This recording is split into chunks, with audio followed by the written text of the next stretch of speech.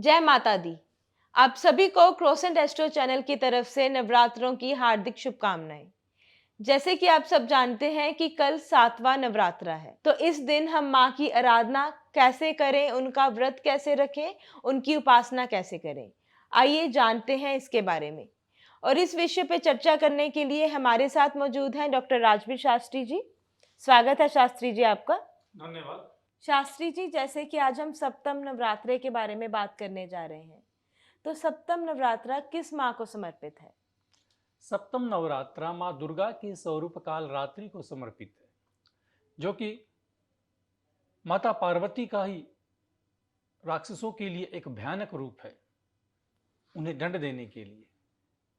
इस दिन कालरात्रि माता की उपासना की जाती है। शास्त्री जी, कालरात्रि माँ कौन थी और उनका क्या महत्व है? कालरात्रि माता की उत्पत्ति उस समय हुई जब राक्षसों ने इंद्र के ऊपर आक्रमण किया और उनके राज सिंहासन को छीन लिया। सभी देवताओं में हाहाकार मच गया और देवलोक से सभी देवताओं को बाहर कर दिया गया। बड़े परेशान होकर गंगा के तट पर आकर तपस्या करने लगे। उधर से एक दिन भगवान शंकर और माता पार्वती हिमालय पर्वत पर विराजमान थे। हाथ से विनोद करते हुए भगवान शंकर ने माता से कहा, पार्वती आज तुम काली लग रही हो। ये बात सुनकर माता पार्वती रुष्ट हो गई और उन्होंने कहा कि अब मैं आपको गोरी होकर दिखाऊंगी, और वहीं हिमालय पर बैठकर भगवान शंकर की तपस्या में ही लीन हो गई। जब भगवान शंकर ने देखा कि ये तो तपस्या में बैठ गई, अब इसे मैं किस प्रकार से मनाऊं, तब भगवान शंकर ने कहा, चलो तुम गंगा स्नान करो, उसके बाद तुम गोरी हो जाओगी। और माता का नाम काली से गोरी भी प्रसिद्ध हुआ। परंतु मुख से निकला गया शब्द ब्रह्मांड में विराजित हो जाता है। उस समय में शुंभ और निशकुंभ दो राक्षस थे, जिन्होंने इंद्र के राज सिंहासन को छीन लिया था। देवता अति परेशान थे जब माता पार्वती को इस विषय में पता लगा कि इंद्र के पास यह आसन नहीं है और वहां पर जो विराजमान है वो सभी राक्षस हैं। क्योंकि राक्षस इस बात से अति क्रोधित थे क्योंकि माता ने महिषासुर का वध कर दिया था, इसलिए उन्होंने दुखी होकर इंद्र के सिंहासन को छीन लिया। अब माता कालरात्रि का रूप धारण करती है, जिसकी 3 नेत्र बताए जाते हैं, जिसके हाथ में खड्ग है, तलवार को धारण किए हुए हैं, और उस समय जिसे त्रिशक्ति भी उनका वध नहीं कर सकती थी, शुंभ और निशकुंभ का अंत करने के लिए माता ने कालरात्रि के रूप को धारण किया और उन दोनों दैत्यों का, राक्षसों का माता ने वध किया। उसके पश्चात पुनः देवताओं को अपने सिंहासन प्राप्त हुए। इस कार्य को संपन्न करने के लिए माता ने कालरात्रि का रूप भी धारण किया। इसके सिद्धपीठ की बात की जाए तो काली माता का मंदिर कलकत्ता में अति प्रसिद्ध है, जो कि सिद्धपीठ भी माना जाता है। वहां जाने से मनोकामनाएं पूर्ण होती है। शास्त्री जी, कई लोग माँ कालरात्रि को प्रसन्न करने के लिए उनके लिए व्रत रखते हैं, तो उनके लिए व्रत रखने की विधि क्या है? माँ कालरात्रि का व्रत रखते हुए प्रातः स्नान के पश्चात हमें गोमूत्र व गंगा जल के साथ में पोछा लगाना चाहिए। जहां पर माता की हमने चौकी स्थापित की है, उस स्थान के ऊपर विराजित होकर पंचामृत लेकर 5 प्रकार के फलों को लेकर धूप दीप अर्घ्य रोली व मोली पुष्प वहां पर स्थापित कर हमें माता की अर्चना करनी चाहिए और दुर्गा सप्तशती का पाठ करना चाहिए, माता की आरती का गुणगान करना चाहिए, शंख व घंटी का वादन वहां पर करना चाहिए। इस प्रकार का संकल्प धारण कर इस विधि से जो पूजन करते हैं उनके मन के भाव पूर्ण होते हैं। नए वस्त्र धारण करने चाहिए और इस दिन लाल रंग का वस्त्र हमें माता को भी समर्पित करना चाहिए, क्योंकि लाल रंग का वस्त्र माता के लिए अति प्रिय है, दुर्गा के स्वरूपों में अति उत्तम भाव रखता है। इसी प्रकार की विधि को रखती है, परंतु प्रत्येक विधि में, प्रत्येक कार्य में जो महत्वपूर्ण बिंदु होता है वो हमारा संकल्प होता है। श्रद्धावानम लभते ज्ञानम, संस्कृत की सूक्ति हमें कहती है, जो व्यक्ति जिसके प्रति श्रद्धा रखता है उसी से उसे वह श्रद्धा प्राप्त होती है। क्योंकि मनोभाव जो मन का सबसे बड़ा हमारा भाव है, जिस प्रकार के भाव मन में उत्पन्न होंगे व्यक्ति उसी प्रकार की क्रियाएं उत्पन्न करने लग जाएगा। यदि आप किसी व्यक्ति को ये बोलोगे गिरा गिरा गिरा गिरा, एक बार वो जरूर गिर जाएगा। ये हमारी भावनाएं हमारे संवेग के ऊपर आकर कार्य करते हैं। एक व्यक्ति ने एक बार रिसर्च करके देखा, उस शोध में उसने पाया कि जरूरी नहीं कि जो जो शब्द हम सामने वाले व्यक्ति को बोलते और उस भावना का असर, जो प्रभाव है उस जीव के ऊपर तो पड़ता, साथ में हमारी जितनी भी प्रकृति है उसके ऊपर भी हमारे इमोशन का भाव पड़ता है। उस व्यक्ति के घर के बाहर 2 पेड़ थे। वो जब भी घर से बाहर निकलता, एक पेड़ को बोलता तुम तो बहुत गंदे लग रहे हो, अरे तुम तो बहुत बुरे हो, उसको पानी भी नहीं देता। दूसरे पेड़ के पास जाता, उसे उसकी जड़ में पानी डालता और उसका आलिंगन करता, हग करता वृक्ष के साथ में, कहता आप बहुत सुंदर लगते हो, आप मेरे भाई जैसे हो, आप तो बड़े लंबे हो गए हो, आप बड़े मोटे होने लगे हो। ऐसी ऐसी मीठी मीठी बातें उसके साथ करता और हाय जब भी आता हेलो हाय उसे बोल कर जाता।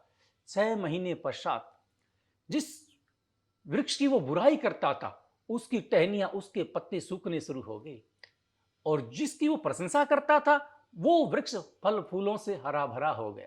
अर्थात प्रकृति भी हमारी भावनाओं के अनुसार चलती है, हमारे मन के अनुरूप कार्य करती है। यदि हम बार बार हमारे इस मनोवैज्ञानिक शिक्षा के माध्यम से हमारे समाज को भी शिक्षा देने की चेष्टा की गई है। यदि आपके घर में कोई छोटा बच्चा है, यदि हम बार बार उसे ये कहते हैं बच्चा शरारत करता है, बच्चा अच्छी प्रकार से पढ़ाई नहीं करता, हम उसे बार बार प्रताड़ित करते हैं, तुम कुछ नहीं कर सकते, तुम नहीं पढ़ सकते, तुम कभी पास नहीं हो सकते, साइंस साइड तुम्हारे बस की नहीं है। हम उसे उसके अंदर हीन भावनाओं का प्रवेश उसके अंदर हम स्वयं ही उत्पन्न कर देते हैं। हमेशा बच्चे की भी हमें प्रशंसा करनी चाहिए कि आप कर सकते हो, आपके लिए असंभव कुछ भी नहीं है। इस प्रकार के भाव, सकारात्मक भाव हमें बच्चों के अंदर डालना चाहिए। इन्हीं भाव के द्वारा माता ने तपस्या को धारण किया कि मैं आपको गौरी होकर ही दिखाऊंगी और गौरी के नाम से प्रसिद्ध होंगी। इन्हीं भाव से, अर्थात कहीं ना कहीं ये समाज को माता के द्वारा शिक्षा दी गई है कि हमें सकारात्मक विचारों का आवेश करना चाहिए, नकारात्मक विचारों को अपने अंदर से बाहर निकाल देना चाहिए। आज के युग में हार्ट अटैक, हार्ट फेल जैसी बीमारियां उत्पन्न होती हैं। इस बीमारी का जो मूल कारण बताया जाता है, विचार शक्ति बताया जाता है।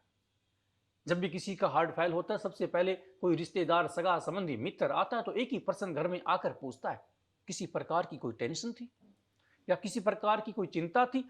कहने का अभिप्राय क्या, हम किसी सामने वाले व्यक्ति की बात को लेकर अपने अंदर स्थान ग्रहण करा देते हैं और जब तक वो बात हमारे अंदर से नहीं निकलती, जब तक वो आपके मन के अंदर ऐसे भाव उत्पन्न कर देती है, एक रुकावट उत्पन्न कर देती है जो हार्ट अटैक जैसी बीमारी को उत्पन्न करती है। ये क्या विचार। इसलिए हमेशा हमें मन को स्वस्थ व खाली रखना चाहिए। जितने भी नकारात्मक विचारों ने बाहर निकाल देना चाहिए, सकारात्मक जहां से खुशी मिले उसी पहलू से हमें जुड़ना चाहिए। अन्यथा हमारी आयु, जीवन, शरीर के ऊपर भी हमारे विचारों का गहरा प्रभाव पड़ता है।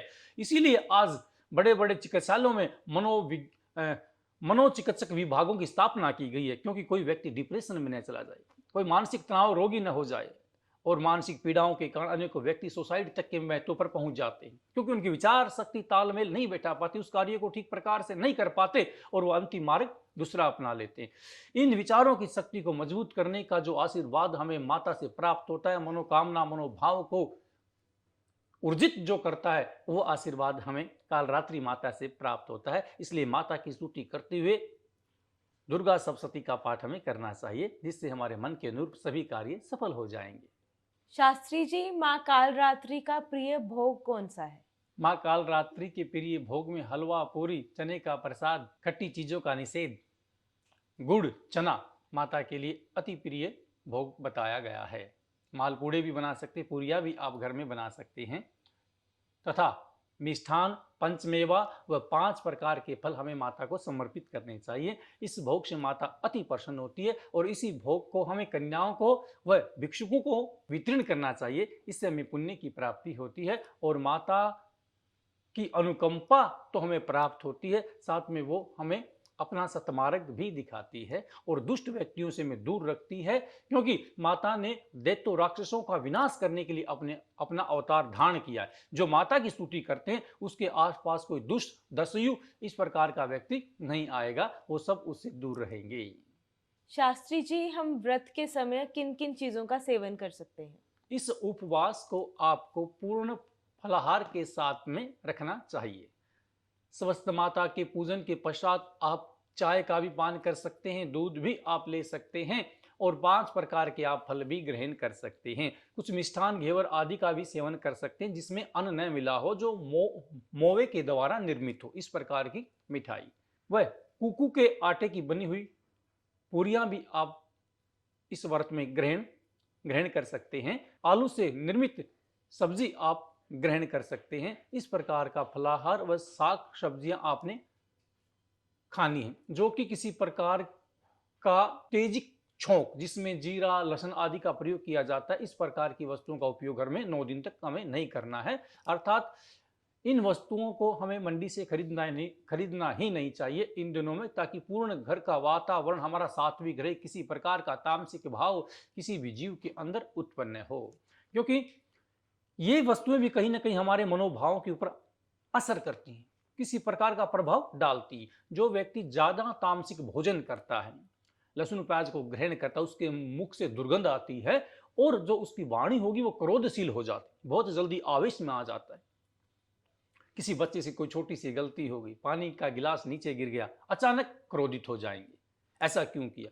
स्वाभाविक है, कई बार हाथ से छूट भी जाता है, बड़े व्यक्ति से भी छूट सकता है, लेकिन इसका अभिप्राय ये नहीं कि एकदम से हम आवेश में आ गए। कहीं ना कहीं वो तामसिक भोजन आहार के कारण ही हमारी बुद्धि इस प्रकार की हो जाती है। जैसा खाए अन्न वैसा हो जाए मन।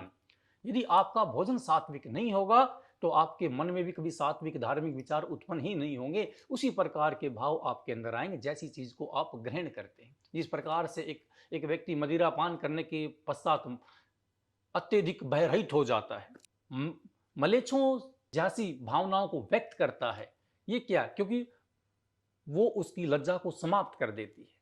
जो चीज अंदर ग्रहण करते हैं वही अपना प्रभाव डालती है। उपवास में रहते हैं तो आपकी आवाज मिष्ठान में रहती है, भक्ति भाव में रहते हो, आप शब्द का प्रयोग नहीं करते, और किसी भी व्यक्ति से जब भी आप मिलते हो तो आपके मुंह से राम शब्द ही निकलता है, क्योंकि परमात्मा ने हमें जो ये वाणी दी थी ये ईश्वर के नाम की स्तुति के लिए दी थी, न कि अन्य प्रकार के शब्दों का प्रयोग करने के लिए। जो जो शब्द हम अपने मुखारविंद से निकालते हैं वो प्रत्येक शब्द ब्रह्मांड में घूमता है और कभी न कभी घूमकर हमारे पास ही आ जाता है। ये प्रकृति का नियम है। जिस प्रकार से कोई कर्म किसी के बिना नहीं रुक सकता, उसी प्रकार से हमारे विचार, हमारे भाव भी पुनः हमें प्राप्त होते हैं। एक व्यक्ति ने एक बार किसी से 200 रुपया उधार लिया और कुछ समय के पश्चात में वो दोनों साथ में कार्य करते रहे। जिस मित्र ने उधार लिया था, धीरे धीरे वो व्यक्ति भी अमीर बन गया अपने मित्र के जैसा। वो कई बार उस मित्र को बोलता जिसने पैसा उधार लिया था कि भाई यार तेरे 200 रुपये मैंने देने हैं। वो कहता यार छोड़ो, अब इतने बड़े बिजनेसमैन हो गए हो, लाखों करोड़ों की अरबों की डीलिंग करते हो, क्या 200 रुपये की बात करके मुझे शर्मिंदा करते? वो कभी नहीं लेता। और सच्चाई भी थी, ये सच्चाई भी थी कि जब इसके पास इतना धन था, अब उनके सामने 200 रुपये की कोई कीमत नहीं थी। अब समय व्यतीत होता चला गया। एक दिन ऐसा आया जिस व्यक्ति से 200 रुपये उधार लिए थे उस व्यक्ति का देहांत होगा। जैसे ही उस व्यक्ति के पास फोन आ गया, तुम्हारे मित्र की मृत्यु हो गई, और वो दौड़कर शमशान घाट के अंदर पहुंचता है जहां उसकी कब्र स्थापित थी। उसे दफनाया गया और दफनाने के पश्चात जिस प्रकार से वो कुछ समय बाद वहां से उठकर उसे मिट्टी डालने के पश्चात वहां से निकलते बाहर आने लगे तो पीछे से एक व्यक्ति ने आवाज लगाई। जो मृतक का सगा संबंधी था उसने कहा कि मैं जल्दबाजी में दाह संस्कार के ऊपर आया और मैं नाइट शूट में हूं, मैं कुछ पैसा या बटुआ अपने साथ नहीं लेकर आया हूं, तो आपसे मुझे कुछ पैसों की जरूरत है जो कि इस व्यक्ति ने कब्र को खोदा है उसको देने हैं। जिस प्रकार से दाह संस्कार के कुछ राशि पैसा दिया जाता है। उसने कहा कि बोलिए कितना पैसा उसको देना है? तो मांगने वाले ने कहा कि 200 रुपया देना है। जिससे लिया था वो मर गया, लेकिन दाह संस्कार उसी का है। किसी ने कब्र खोदी, उसके जो 200 रुपए थे उस दिन उसके मित्र ने उसके दाह संस्कार की जो क्रिया थी, कब्र खुदाई का जो हिसाब था, उस अपने मित्र को सुपर्द कर दिए, उसको दे दिए। इसीलिए जो कर्म का भाव कभी न कभी हमें देना पड़ता है, इसलिए उस मित्र ने मरने के बाद उससे वो 200 रुपये स्वीकार किए। ये प्रभु की लीला है। यहाँ जो भी कर्म किया जाता है वो पुनः लौटकर हमारे सामने ही आ जाता है।